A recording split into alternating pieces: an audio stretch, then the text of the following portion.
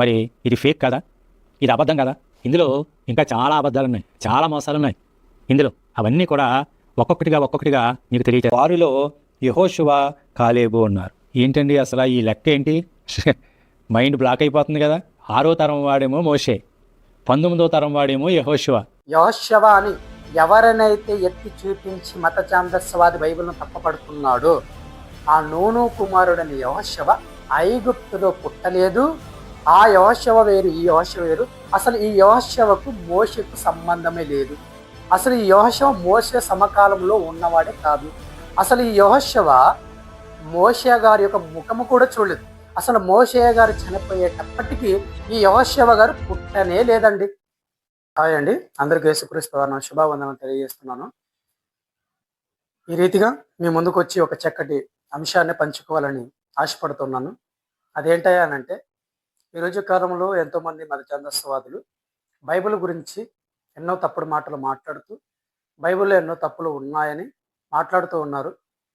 అటువంటి వారిలో కరుణాకర్ సూన యొక్క శిష్యుడైనటువంటి ఎక్స్పాస్టర్ సత్యబాబు అనేటువంటి వ్యక్తి కూడా ఈ మధ్య కాలంలో బైబిల్ను ప్రశ్నిస్తూ బైబిల్లో ఎన్నో తప్పుడు లెక్కలు ఉన్నాయని ఆ లెక్కలను ఎత్తి చూపిస్తూ మాట్లాడుతున్నాడు.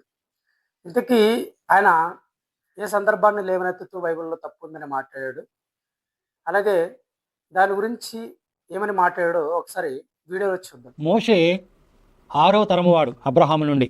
అది ఒకసారి మీకు వివరం తెలియజేస్తాను.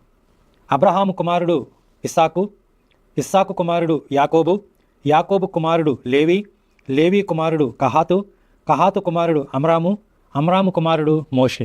6 తరాల వాడు మోషే అబ్రహాము నుండి. యెహోషువ 19 తరాల వాడు.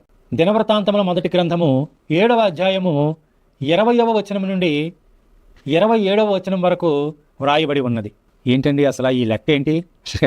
మైండ్ బ్లాక్ అయిపోతుంది కదా.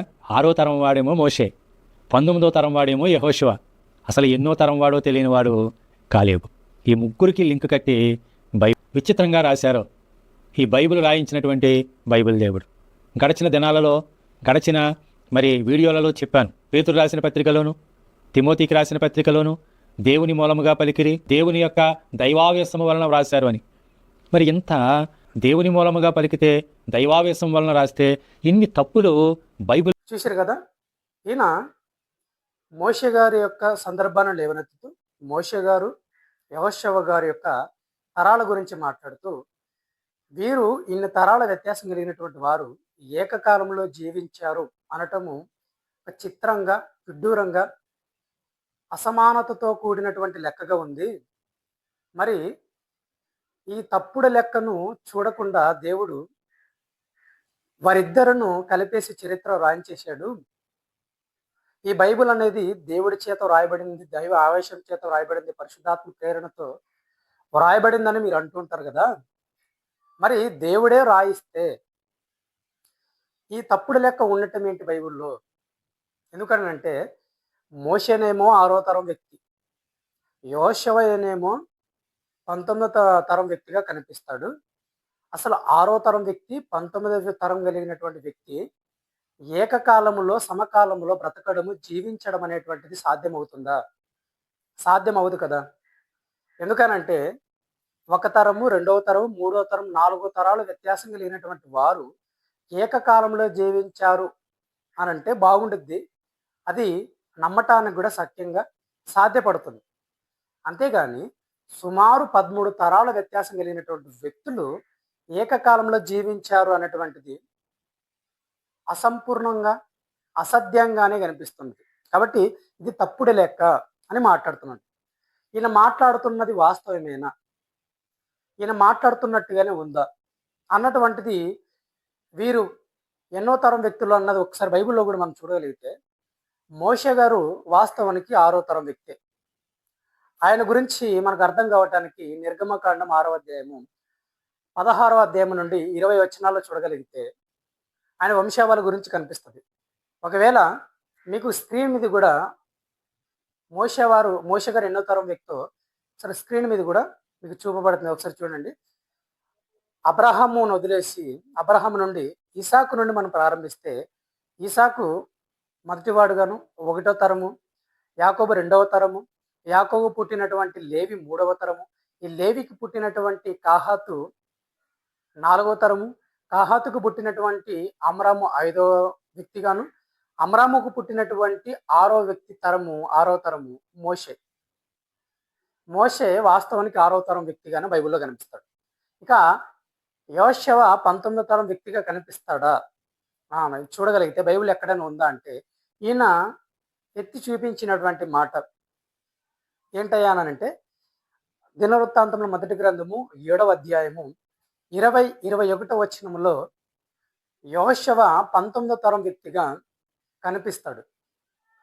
సహజంగా ఇసాకు గారు పుట్టినటువంటి యాకోబు, యాకోబు గారు పుట్టినటువంటి ఏసేపు గారికి పుట్టినటువంటి ఎఫ్రాయిము.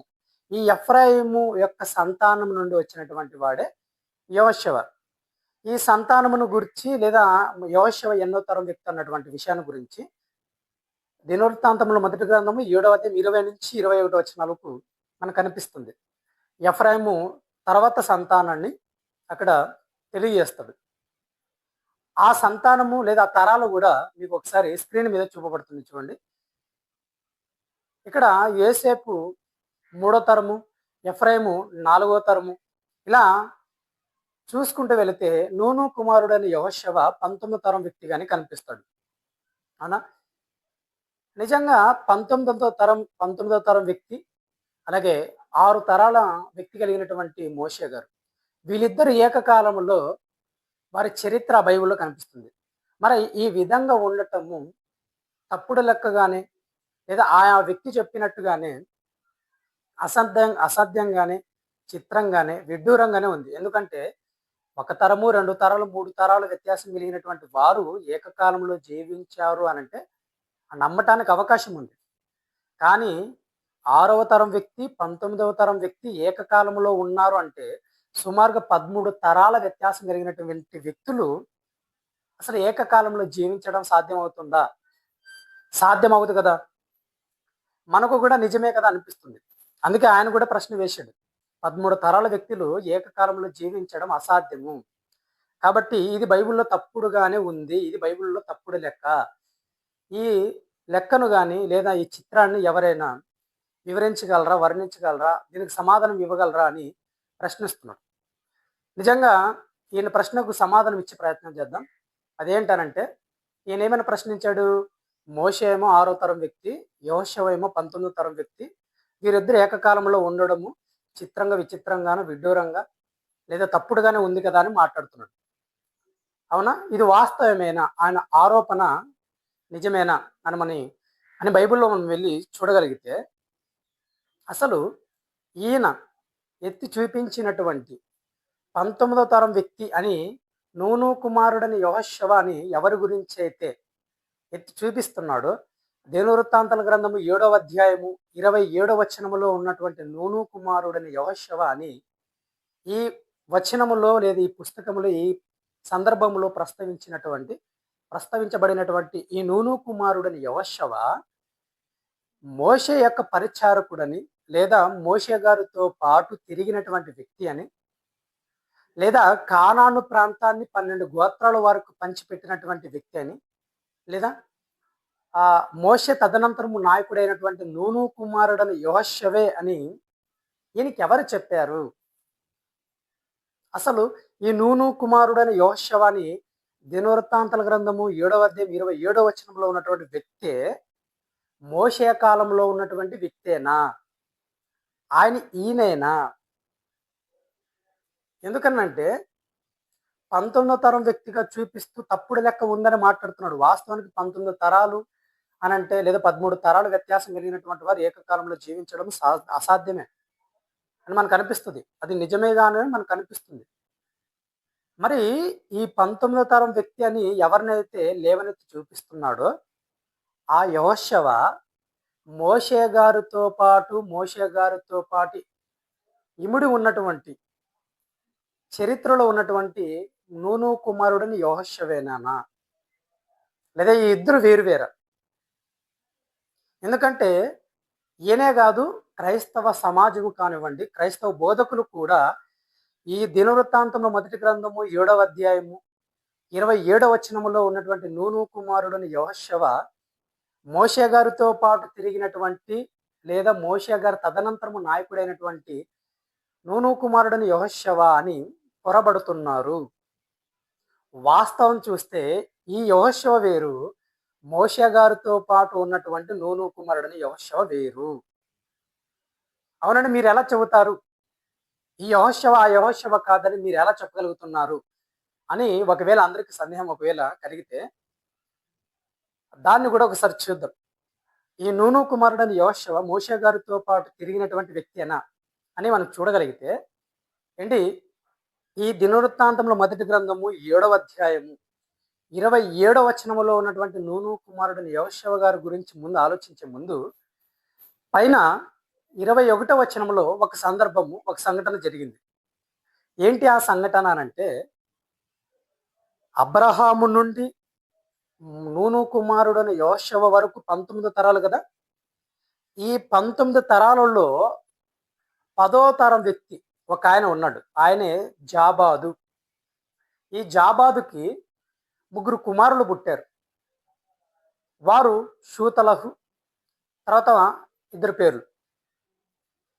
వీరి గురించి ఇక్కడ ఒక సంఘటన జరిగింది. దినవృత్తాంతంలో మొదటి గ్రంథము 7వ అధ్యాయము 21వ వచనంలో జాబాదు అనేటువంటి వ్యక్తి కనిపిస్తాడు. ఈయనకు మరో పేరు ఏంటంటే ఎఫ్రాయిము. ఓకేనండి. ఈయన అబ్రహాము నుండి చూడగలిగితే ఎన్నో తరం వ్యక్తిగా కనిపిస్తాడు అని అంటే 10వ తరం వ్యక్తిగా కనిపిస్తాడు. అది కూడా మీకు స్క్రీన్ మీద చూపిస్తాను చూడండి. ఈ జాబాద్ అనేటువంటి వ్యక్తి 10వ తరం వ్యక్తిగా కనిపిస్తాడు. ఈయన తర్వాత ఈయన సంతానం నుండి వచ్చినటువంటి వాడే 19వ తరం వాడైన నూను కుమారుడైన యెహోషువ. ఓకేనా. ఈ 10వ తరం వ్యక్తి ఎవరైతే ఉన్నారో ఈ జాబాదు, ఈ జాబాదుకు 3 కుమారులు పుట్టారండి. ఆ సంఘటన మనం ఒకసారి ఆలోచన చేయగలిగితే ఎక్కడ జరుగుతుంది ఈ సంఘటన అనంటే, ఈ నూను కుమారుడని యెహోషువ లేదా మోషే గారితో ఉన్నటువంటి నూను కుమారుడని యెహోషువ అనేటువంటి వ్యక్తి ఎవరైతే ఉన్నారో ఆయన ఎక్కడ పుట్టాడు, ఆయన ఎక్కడ వాడు అని ఒకవేళ ఆయన చరిత్ర మనం చూడగలిగితే మొట్టమొదటిగా ఈయన ప్రస్తావన బైబిల్ ఎక్కడ కనిపిస్తుంది అనంటే నిర్గమకాండం 17వ అధ్యాయంలో మనకు కనిపిస్తుంది. అవునా. అక్కడ అమాలేకీయులతో యుద్ధం చేస్తాడు. అంటే అమాలేకీయులతో యుద్ధం చేస్తున్నాడనంటే, అమాలేకీయులతో యుద్ధం చేయటానికి నాయకుడిగా ఉన్నాడంటే ఈయనకు ఖచ్చితంగా సుమారుగా 25 సంవత్సరాల పైగానే, అంటే 25 సంవత్సరాల నుండి 30 సంవత్సరాల వయసు ఉండవచ్చు. అవునా. ఇది నిర్గమకాండం 17వ అధ్యాయంలో కనిపించేది. మరి ఈయన ఎక్కడ పుట్టాడు అనంటే ఖచ్చితంగా ఐగుప్తులోనే పుట్టాడు. ఐగుప్తులోనే పుట్టాడు, ఐగుప్తులోనే పెరిగాడు, ఐగుప్తు నుండి బయటకు వచ్చాడు. బయటకు వచ్చిన తర్వాత యుద్ధం చేసేటప్పటికి సుమారుగా 25 సంవత్సరాల నుండి 30 సంవత్సరాల వయసు ఉంటుంది. అవునా. ఇక 40 సంవత్సరాల అరణ్య ప్రయాణము కూడా ఈయన ప్రయాణం చేస్తాడు. అంటే ఒకవేళ ఇక్కడ యుద్ధం చేసేటప్పటికి లేదా ఐగుప్తు నుండి బయటకు వచ్చేటప్పటికి ఈయనకు సుమారు 30 సంవత్సరాలు అనుకుంటే 40 సంవత్సరాలు అరణ్య ప్రయాణం చేస్తే ఈ 40 ప్లస్ ఒక 30 70 సంవత్సరాలు, 70 సంవత్సరాల తర్వాత కానాను ప్రాంతానికి వచ్చిన తర్వాత సుమారుగా 40 సంవత్సరాలు బ్రతికి 110 సంవత్సరాల వయసులో చనిపోతాడు. అవునా. ఇప్పుడు ఈ నూను కుమారుడని యెహోషువ ఎక్కడ పుట్టాడు, ఐగుప్తులో పుట్టాడు, ఐగుప్తులో పెరిగాడు, ఐగుప్తు నుండి కానాను ప్రాంతానికి వచ్చాడు, అరణ్య ప్రయాణం చేసి కానాను ప్రాంతానికి వచ్చి చనిపోయాడు. అవునా. కానీ మొదటి దినవృత్తాంత గ్రంథములో 7వ అధ్యాయము 27వ వచనంలో 19వ తరం వ్యక్తి అని ఎవరినైతే ఎత్తి చూపించాడో ఆ వ్యక్తి ఎక్కడ పుట్టాడు, ఎక్కడ ఆయన చరిత్ర మొదలైందని మనం చూడగలిగితే ఆయన చరిత్ర కానానులో ప్రారంభమైంది. ఆయన ఎక్కడ పుట్టాడంటే కానానులో పుట్టాడు. అది ఎలాగంటే మనం ఒకసారి పరిశీలన చేయగలిగితే దినవృత్తాంతము మొదటి గ్రంథము 7వ అధ్యాయము 21వ వచనంలో జాబాదు గురించి ఉంది కదండి. ఈ జాబాదుకు పుట్టినటువంటి 3 కుమారులు ఎవరైతే ఉన్నారో వీరి గురించి మాట్లాడుతూ అక్కడ దేవుడు ఏమని రాయిస్తున్నాడు అనంటే, వారు తమ దేశములో పుట్టిన గాతీయుల యొక్క పశువులను దొంగిలించుటకు వెళ్ళారు అని అంటుంది. వారు తమ దేశంలో, వారు అంటే ఎవరు ఇక్కడ, జాబాదు 10వ తరం వ్యక్తి ఎవరైతే ఉన్నారో ఆ 10వ తరం వ్యక్తి అయినటువంటి జాబాదుకు పుట్టినటువంటి 3 పిల్లల గురించి ప్రస్తావిస్తూ వారు తమ దేశములో పుట్టిన గాతీయులు, అంటే తమ దేశము అంటే ఈ జాబాదు కుమారులకు ఒక దేశం ఉందంట, అది తమ దేశం అంట. తమ దేశమా? ఈ జాబాద్ అంటే ఎవరు? ఎఫ్రాయిం గోత్రానికి సంబంధించినటువంటి వ్యక్తి, కానాను ఇశ్రాయేలుకు సంబంధించినటువంటి వ్యక్తి, అవునా? వీరు తమ దేశములో పుట్టిన, అంటే తమకంటూ ఒక దేశం ఉందంట. ఈ జాబాదు కుమారుడుకు తమ దేశం ఉందా? ఈ 10వ తరం వ్యక్తి ఎక్కడ ఉండాలి? యాక్చువల్గా సహజంగా ఐగుప్తులో పుట్టి ఉండాలి. ఎందుకంటే 19వ తరం వ్యక్తే యెహోషువ అయితే, ఆ యెహోషువ ఎక్కడ పుట్టాడు? ఐగుప్తులో పుట్టాడు. ఎక్కడ పెరిగాడు? ఐగుప్తులో పెరిగాడు. ఎక్కడి నుండి వచ్చాడు? ఐగుప్తు నుండి బయటకు వచ్చి కానానికి వచ్చాడు, అవునా? విడుదల పొంది. అలాంటప్పుడు ఈయన పితరుడైనటువంటి 10వ తరంలో ఉన్నటువంటి జాబాదు కూడా ఎక్కడ ఉంటాడు? ఖచ్చితంగా ఐగుప్తులోనే ఉండాలి. ఇక ఆ జాబాదు యొక్క పిల్లలు కూడా ఎక్కడ పుట్టి ఉండాలి? ఐగుప్తులోనే పుట్టి ఉండాలి. మళ్ళీ ఐగుప్తులో ఒకవేళ ఈ సంఘటన జరుగుతుంది అనుకుంటే, లేదా ఐగుప్తు నుండి గాతు ప్రాంతానికి వచ్చి దొంగలించడానికి వచ్చారు పశువులను అని ఒకవేళ అనుకుంటే, వారిని గురించి ప్రస్తావిస్తూ వారు తమ దేశములో పుట్టిన అంటున్నాడు. అంటే వారికంటూ ఒక సొంత దేశం ఉందా? తమ దేశం అంటున్నాడు కదా. అంటే ఇది ఒకవేళ ఐగుప్తులో జరుగుతుందనంటే, ఐగుప్తు వీరికి ఏమైనా స్వంత దేశమా, లేదా వీరు బానిసలుగా ఉన్నటువంటి దేశమా? వీరు దాసులుగా ఉన్నటువంటి దేశమే గాని ఐగుప్తు వీరి స్వంత దేశము కాదు. మరి వీరి స్వంత దేశం అని దేని గురించి బైబిల్లో ప్రస్తావించబడింది? కానాను ప్రాంతమును గురించి తమ స్వంత ప్రదేశం, స్వంత దేశం అని ప్రస్తావించబడింది. మరి తమ స్వంత దేశం అంటున్నాడంటే ఇది ఖచ్చితంగా ఎక్కడ జరుగుతున్నటువంటి సంఘటన? ఐగుప్తులో మాత్రము కాదు, ఖచ్చితంగా కానానులో జరుగుతున్నటువంటి సందర్భమే. ఇక అక్కడ భౌగోళికంగా మనం చూడగలిగితే, భౌగోళిక చరిత్ర కూడా ఒకవేళ మనం చూడగలిగితే, ఈ జాబాదు కుమారులు ఉన్నారే, వారు ఎవరి ప్రాంతానికి వచ్చారంట? గాతీల ప్రాంతానికి వచ్చారంట. గాతీలు తమ దేశంలో పుట్టిన గాతీలు అంటున్నాడు. అసలు గాతీలు ఎవరు అని మనం చూడగలిగితే, ఫిలిస్తీన్ల యొక్క ముఖ్యమైన 5 పట్టణాలలో ఒక పట్టణమే గాతీల పట్టణం. ఈ గాతు నుండి వచ్చినటువంటి గొల్లియాతు, ఈ గొల్లియాత్ అనేటువంటి వ్యక్తి కూడా గాతు ప్రాంతానికి చెందినటువంటి వ్యక్తి. ఈ గాతీలు ఎవరయ్యా అంటే ఫిలిస్తీన్లు. ఒకవేళ జాబాదు కుమారులు ఎవరైతే ఉన్నారో వారు ఐగుప్తు నుండి, ఒకవేళ ఐగుప్తులో ఉండి ఇది జరుగుతుందని ఒకవేళ అనుకుంటే, ఐగుప్తులో నుండి ఫిలిస్తీన్ల ప్రాంతమైనటువంటి గాతు పట్టణానికి వచ్చి పశువులు దొంగలించారు అని ఒకవేళ అనుకుంటే, ఏంటి, ఐగుప్తు నుండి ఫిలిస్తీన్ల వరకు ఎంత దూరం ఉంటుందో తెలుసా? సుమారుగా 300 నుండి 350 కిలోమీటర్లు ఉంటుందండి. నడక ప్రయాణము సుమారుగా 12 రోజుల నుండి 15 రోజులు పడుతుంది. అంటే 15 రోజుల నుండి నడక ప్రయాణం చేసి ఐగుప్తు నుండి ఫిలిస్తీన్ల ప్రాంతమైనటువంటి గాతీల పట్టణానికి వచ్చి పశువులు దొంగలించడానికి జాబాదు కుమారులు వచ్చారా? ఇది మన నమ్మశక్యం ఉందా? ఖచ్చితంగా ఐగుప్తులో నుండి ఫిలిస్తీన్ల ప్రాంతానికి వచ్చి గాతు పట్టణానికి వచ్చినటువంటి సందర్భం అయితే కాదు. మరి ఇది ఎక్కడ జరుగుతుంది అని అంటే కానాను నుండే జరుగుతుంది. అంటే కానానులో 12 గోత్రాల్లో ఒక గోత్రం ఎఫ్రాయిం గోత్రం. ఆ ఎఫ్రాయిం గోత్రాన్ని పొందుకున్నారు. అందుకే 21వ వచనంలో కూడా చక్కటి పదజాలను వాడాడు. ఇప్పుడు ఎఫ్రాయిం గోత్రానికి ఈ గాతు పట్టణానికి దూరం ఎంత తెలుసా? 15 నుండి 20 కిలోమీటర్లు. ఒక్క రోజులో వెళ్ళి రావచ్చు అనమాట. అంటే ఇది ఖచ్చితంగా ఇది ఐగుప్తు నుండి జరుగుతున్న సంఘటన కాదు, కానానులో ఉన్నప్పుడే జరుగుతున్న సందర్భం, అవునా? అలాగే ఇంకొక పదాన్ని కూడా అక్కడ వాడాడు. ఏమని వాడాడు అంటే, వారు దిగిపోయాని పదాన్ని వాడుతున్నాడు. వారు దిగిపోయినటువంటి పదాన్ని ఎందుకు వాడుతున్నారు? వారు దిగారు అని అంటే వారు మొదట ఎక్కడి నుండి వస్తున్నారు? ఇప్పుడు పై భాగం నుండి వస్తున్నారు. అంటే ఈ గాతు పట్టణానికి ఈ జాబాదు కుమారులు ఎవరైతే ఉన్నారో వీరు పై భాగంలో ఉన్నారు. అంటే ఇప్పుడు గాతు పట్టణానికి లేదా ఫిలిస్తీన్ల పై ప్రాంతం ఎవరిదయ్యా అంటే ఈ జాబాదు ప్రాంతం, ఈ జాబాదు యొక్క కుమారుల యొక్క ప్రాంతం. ఓకేనా? ఇప్పుడు ఐగుప్తు నుండి ఈ సంఘటన జరుగుతుందా అనుకుంటే, ఏంటి, ఐగుప్తు ఫిలిస్తీన్లకు పై ప్రాంతంలో ఉందా లేదా క్రింద భాగంలో ఉందా అంటే, ఐగుప్తు అనేది ఫిలిస్తీన్లకు క్రింద భాగంలో ఉంది, అంతేగాని పై భాగంలో లేదు.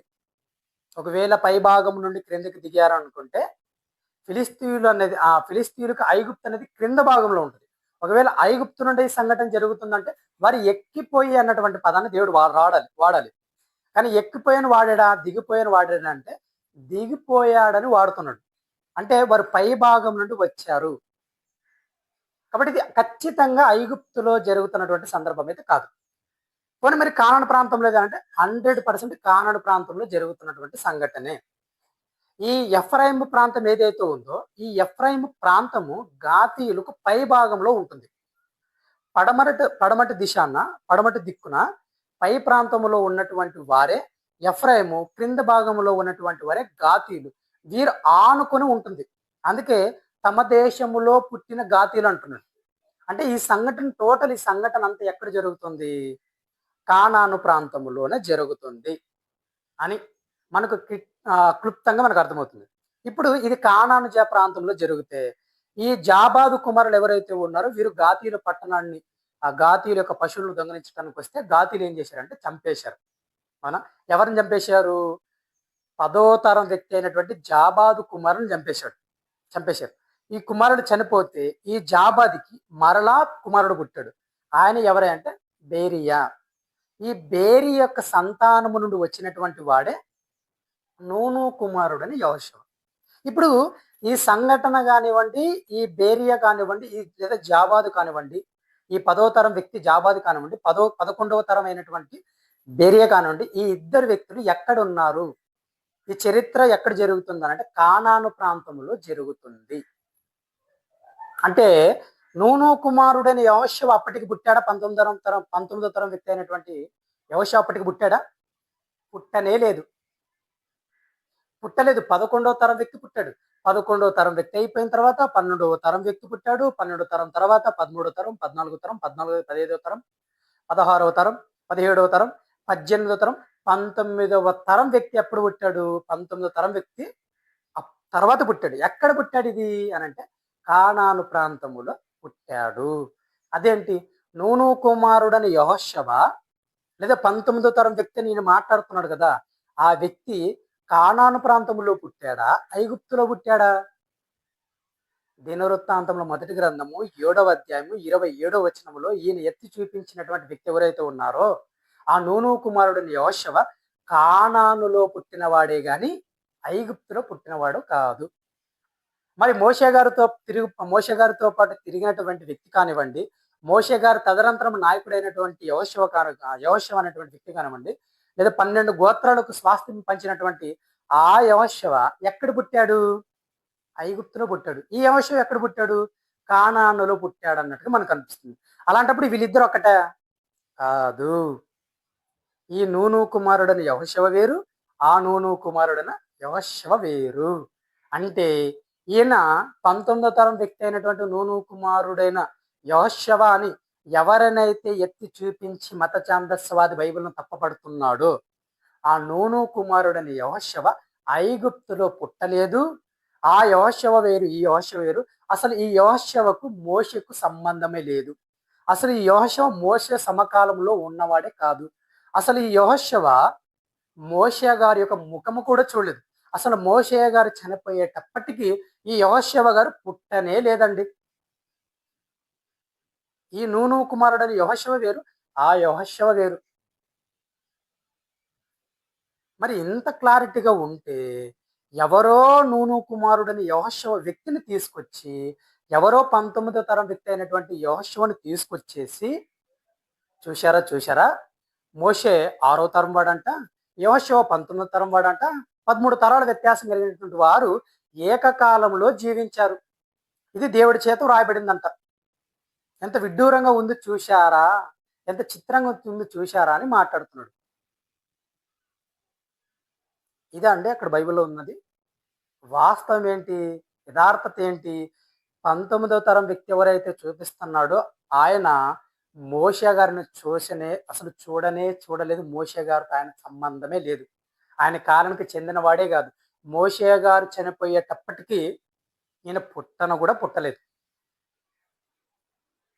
ఈ నూను కుమారుడైన యెహోషువ వేరు, ఆ నూను కుమారుడైన యెహోషువ వేరు. బైబుల్లో దేవుడు క్లారిటీగా ఇలాంటి వారు మత ఛందస్వాదులు వచ్చి ఈ నూను కుమారుడైన యెహోషువ అన్నటువంటి పేరును తీసుకొని ఇలా అపార్థం చేయిస్తాడని దేవుడు క్లుప్తంగా క్లారిటీగా రాస్తున్నాడు. ఏ చిత్రాలు బైబిల్లో లేవు, ఏ తప్పుడు మాటలు లేవు, ఏ తప్పుడు లేవు. వీరిలో ఉంది చిత్రాలు, వీరిలో ఉంది తప్పుడు లెక్క, అంతేగాని బైబిల్లో లేదు. కానీ ఈయన ఇలా అపార్థం చేసుకోవడానికి గల కారణం ఏంటంటే పేర్లు మ్యాచ్ అవ్వటం వలన. మన క్రైస్తవులు కూడా ఈ దినవృత్తాంతాల గ్రంథము 7వ అధ్యాయం 27వ వచనంలో నూను కుమారుడైన యోషువ అనేటువంటి వ్యక్తిని కూడా మోషే కాలంలో ఉన్నటువంటి పరిచారకుడు అనుకుంటున్నారు. వీళ్ళు అనుకోవటానికి లేదా ఆ మత ఛందస్వాది అయినటువంటి ఆయన అలా అపార్థం చేసుకోవడానికి గల కారణం ఏంటంటే అది కూడా బలమైన కారణం ఉంది. ఏంటి అని అంటే పేర్లు ఒక్కటిగా ఉండటం వలన. ఎందుకు? గోత్రం ఒకటి, తండ్రి పేరేంటి నూను కుమారుడు, వ్యక్తి పేరేంటి యోషువ, కనుక ఈయనే ఆయన అనేసుకుంటున్నారు. ఎందుని బట్టి అంటే పేర్లు ఒకటిగా ఉండటం వలన. కానీ ఈ పేర్ల గురించి ఒకసారి మనం ఆలోచిస్తే పేర్లు అలా ఉన్నాయి కదండి, మరి అది ఇదే అని ఆయన ఈయనే అని అనుకుంటామనండి అంటే అది కుదరదు. పేర్లు అలా ఉంటాయి. వారి యొక్క సాంప్రదాయం మనం మాకు ఆలోచిస్తే ఆ లూకాసు వార్త మొదటి అధ్యాయము 59:61 వచనంలో వారు పేరు పెట్టే సాంప్రదాయం ఎలా ఉంటుందంటే జకరియా ఎలిజబెత్కు పుట్టినటువంటి కుమారుడు ఎవరైతే ఉన్నారో బాప్తిస్మ యోహాను గారికి, ఈయనకి యోహాను అని పేరు పెట్టక ముందు ఒక పేరు పెట్టాలనుకున్నారు. ఏంటి అని అంటే 59వ వచనంలో తమ తండ్రి పేరును బట్టి ఆయనకు కూడా జకరియా అని పెట్టాలనుకున్నారు. అంటే తండ్రి పేరే కుమారుడికి కూడా పెట్టాలనుకుంటున్నారు. అంటే తండ్రి పేరు జకరియా అయితే కుమారుడి పేరు కూడా జకరియా అనేటువంటి పేరు పెట్టుకునే సాంప్రదాయం వారిలో ఉంది. అందుకే చూడండి బైబిల్ చరిత్రలో ఎక్కువగా ఒక పేరు ఎక్కువగా రిపీట్ అవుతూ ఉంటుంది. ఎందుకు రిపీట్ అవుతూ ఉంటుందంటే తండ్రి పేరే కుమారుడి పేరు పెట్టుకునేటువంటి సాంప్రదాయం, లేదా తండ్రి పేరే మనముడికి పెట్టుకునేటువంటి సాంప్రదాయం, లేదా తండ్రి పేరే మునుమనుముడికి పెట్టేటువంటి సాంప్రదాయం, లేదా తర్వాత అక్కడ మళ్ళీ జకరియా కాదు యోహాను అనే పేరు పెట్టండి అని ఎలిజబెత్ గారు మాట్లాడితే వారు మరలా తమ బంధువులు ఏమైనా మాట్లాడుతారంటే ఈ యోహాను అనేటువంటి పేరు నీ బంధువులను ఎవరికి కూడా లేదే అని అడుగుతారు. అంటే దీని అర్థం ఏంటి? ఒకవేళ తండ్రి పేరు పెట్టుకుంటే తండ్రి పేరు పెట్టుకుంటారు, లేదా తాత పేరు పెట్టుకుంటారు, లేదా మనముడికి పెడతారు, లేదా మునుమనుముడికి పెడతారు, లేదా బంధువులలో ఎవరికో ఒకరికి పేరు పెట్టేటువంటి సాంప్రదాయం ఉంటుంది. అదే విధంగా ఈ ఎఫ్రాయిము గోత్రం ఎవరైతే ఉన్నారో ఆ ఎఫ్రాయిము గోత్రములో ఉన్నటువంటి ఒక వ్యక్తి షూతలహు, ఈ షూతలహు అనేటువంటి వ్యక్తికి పుట్టినటువంటి నూను కుమారుడు కదా. ఈ నూను అనేటువంటి వ్యక్తికి తమ తండ్రి నూను అని పేరు పెట్టాడు. ఈ నూను అనేటువంటి వ్యక్తి అనుకుని ఉంటాడంటే అయ్యో మా గోత్రంలో గొప్ప నాయకుడు యెహోషువ కదండి, మరి ఆ యెహోషువ గారి పేరు నా కుమారుడికి, యెహోషువ పేరు ఆ తండ్రి పేరు నాకు పెట్టారు, నా కుమారుడికి కూడా నా యెహోషువ అనేటువంటి గొప్ప నాయకుడి పేరు పెట్టుకుందాము అని అని బహుశా అలా అనుకోని పేరు పెట్టుకున్నాడు. కానీ ఈ యెహోషువ ఆ యెహోషువ కాదు. ఇలా ఉంటుందా అంటే ఇలా ఉంటుంది, ఖచ్చితంగా ఇలా ఉంటుంది. మీకు నమ్మటానికి లేదా బలపడడానికి కూడా నమ్మటానికి కూడా ఒక వంశావళి చూపిస్తాను చూడండి. ఇదే దినవృత్తాంతాల గ్రంథము 6వ అధ్యాయము 8వ వచనంలో ఒక తండ్రి ఒక కుమారుడు ఉన్నారు.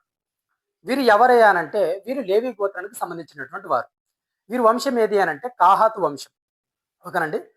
ఈ కాహాతు వంశము ఈ లేవి గోత్రానికి సంబంధించినటువంటి ఒక తండ్రికి పుట్టినటువంటి కుమారుడు. తండ్రి ఎవరై అంటే 8వ వచనంలో అహిటూబు కుమారుడైన సాదోకు అని ఉంటుంది. అవునా? తండ్రి ఎవరై అంటే అహిటూబు, కుమారుడు ఎవరై అంటే సాదోకు. ఈ సాదోకు ఎవరై అంటే దావీదు గారి కాలంలో ఉన్నటువంటి యాజకుడు. ఈయన దావీదు గారి కాలానికి చెందినటువంటి వ్యక్తి. ఈయన తండ్రి పేరేంటి? అహిటూబు. వీరి వంశం ఏది? కాహాతు వంశం. వీరు ఏ గోత్రము? లేవి గోత్రం. అవునా? ఇక క్రింది వచనాలకు వస్తే 11వ వచనానికి వస్తే అక్కడ సేమ్ పేర్లు ఉంటాయి చూడండి. 11వ వచనంలో అహిటూబు కుమారుడైన సాదోకు అంటున్నాడు. అదేంటి? 8వ వచనములో ఉన్నటువంటి సాదోకే 11వ వచనములో ఆ సాదోకు అనే ఆ సాదోకు ఈ సాదోకు ఒకటేనన్నా? కాదు, ఈ ఇద్దరు వేరు వేరు.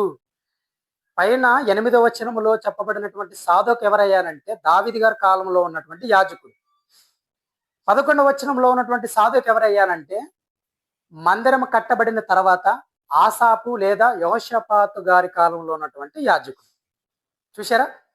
ఒకే గోత్రం, లేవి గోత్రం, ఒకే వంశం, కాహాతు వంశం. తండ్రి పేరు కూడా ఒక్కటే అహిటూబు, కుమారుడి పేరు కూడా ఒక్కటే సాదోకు. అయినప్పటికీ ఇద్దరు వేరు వేరు ఎలాగైతే ఉన్నారో, గోత్రం ఒక్కటే అయినప్పటికీ తండ్రి పేరు నూను కుమారుడు అయినప్పటికీ వ్యక్తి కూడా ఒకటే అయినప్పటికీ ఈ ఇద్దరు వ్యక్తులు వేరు వేరు. అలా పేర్లు పెట్టుకోవడం అనేటువంటి ఒక సాంప్రదాయం వారిలో ఉంది. కాబట్టి ఈయన ఏదైతే తప్పుపట్టి 19వ తరం వ్యక్తి, 6వ తరం వ్యక్తి అన్న సందర్భమే రాంగ్. ఈయన కలిపేసి చెరిపేసి బైబిల్లో తప్పు ఉందని కక్షతో మాట్లాడుతున్నాడు. కాబట్టి ఈ నూను కుమారుడని యోషువ వేరు, ఆ నూను కుమారుడని యోషువ వేరు. ఈ నూను కుమారుడని యోషువకు మోషకు సంబంధమే లేదు. కనుక ఈ వివరణ తెలియక 6వ తరం వ్యక్తి, 19వ తరం వ్యక్తి, 13 తరాల వ్యత్యాసం కలిగినటువంటి వారు ఏకకాలంలో ఉన్నారు, జీవించారంటే ఎంత విచిత్రంగా ఉంది, తప్పుడుగా ఉందని మాట్లాడుతున్నాడు అజ్ఞానంగా. కాబట్టి ఆయనలో తప్పు ఉంది కానీ ఆయనలో చిత్రాలు ఉన్నాయి కానీ బైబిల్లో చిత్రాలు లేవు. బైబిల్లో క్లారిటీగా ఉంది. మరొక ప్రశ్న వేశాడు అజ్ఞాని, వయసు పెరిగింది కానండి నీకు బుద్ధి పెరగలేదు. ఏమని మాట్లాడాడంటే 6వ తరం వ్యక్తి 19వ తరం వ్యక్తి ఏకకాలంలో జీవించడం లేదా 13 తరాల వ్యత్యాసం కలిగినటువంటి వారు ఏకకాలంలో జీవించడం సాధ్యమవుతుందా, అసాధ్యం కదా అని మాట్లాడుతున్నాడు. ఎవరు చెప్పారు ఈయనకు? అసలు ఈయనకి ఏమైనా లోక జ్ఞానం అని తెలుసా? బైబిల్ జ్ఞానం ఎలాగో తెలీదు. అసలు లోక జ్ఞానమైన ఏమైనా తెలుసా అంటే, బాబు 13 తరాల వ్యత్యాసం కలిగినటువంటి వారు కాదు, సుమారుగా 18 తరాల వ్యత్యాసం కలిగినటువంటి వ్యక్తులు ఏకకాలంలో జీవించిన దాఖలాలు చరిత్రలో ఉన్నాయి. ప్రపంచ చరిత్రలో ఉన్నాయి.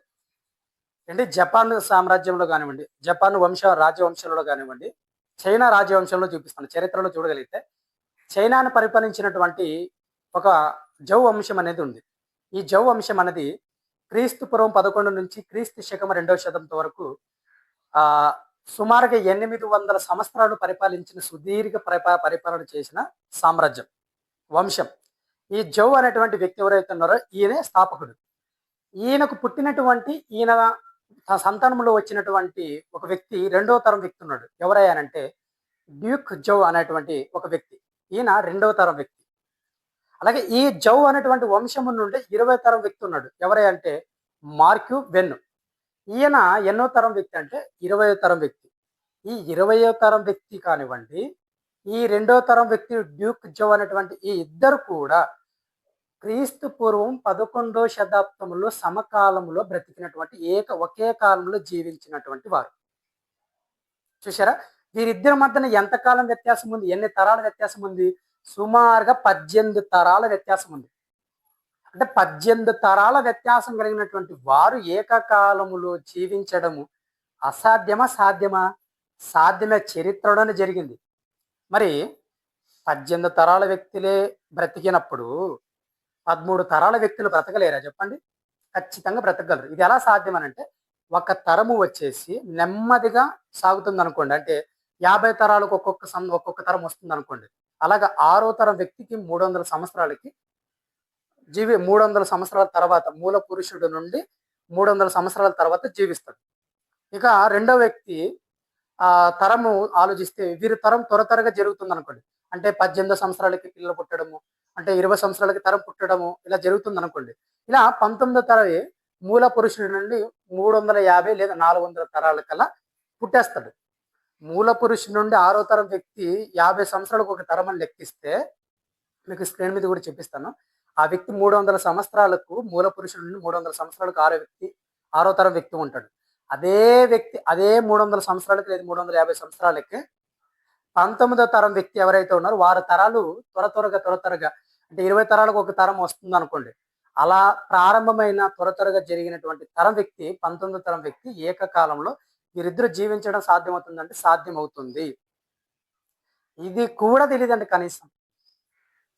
మరి బైబిల్ మీద తప్పు పట్టడానికి, బైబిల్ గురించి తప్పుడుగా మాట్లాడడానికి లోరమని వచ్చేస్తారు. ఇటు బైబిల్ జ్ఞానము తెలియక, ఇటు లోక జ్ఞానము కూడా తెలియదు. వయసు పెరిగింది కానీ జ్ఞానం పెరగలేదు. కనుక ఈయన అడిగినటువంటి లేదా ఈయన తప్పు పట్టినటువంటి ఈయన తప్పు పట్టాడు, బైబిల్లో తప్పు లేదు. కాబట్టి ఇది మీకు పూర్తిగా అర్థమైందని భావిస్తూ